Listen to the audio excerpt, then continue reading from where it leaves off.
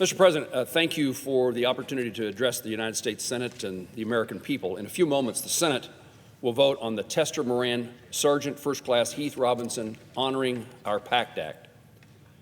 Far too long, way far too long, our nation's veterans have been living with chronic illnesses as a result of exposures during their time in uniform. Today, we are continuing to take the steps necessary to right this wrong with our legislation that will provide veterans and their families with the health care and the benefits they've earned and that they deserve.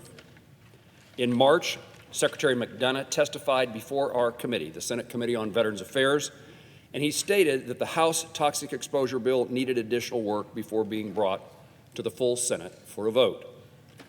Because of the improvements we have made in the House bill, the VA Secretary yesterday told our committee that he can now, quote, certify this legislation will be implemented without negative operational impacts on existing disability claims for health care and for veterans.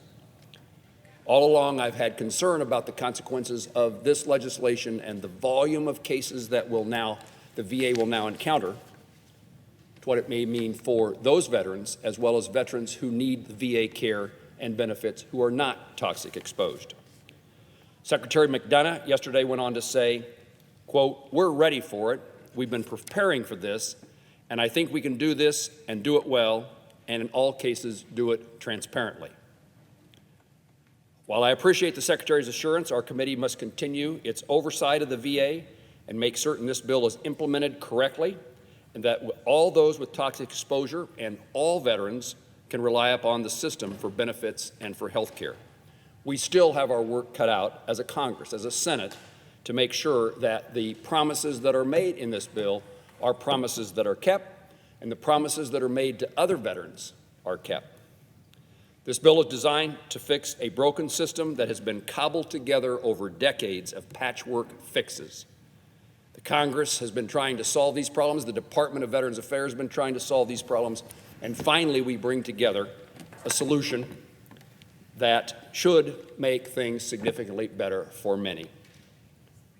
While I continue to insist my GOP colleagues should be allowed to offer and debate and to vote on amendments, it is time to advance the Tester Moran substitute and bring us one step closer to connecting all generations of toxic exposed veterans with the care they need and they deserve, and to provide veterans with certainty and support. Mr. President, I yield the floor.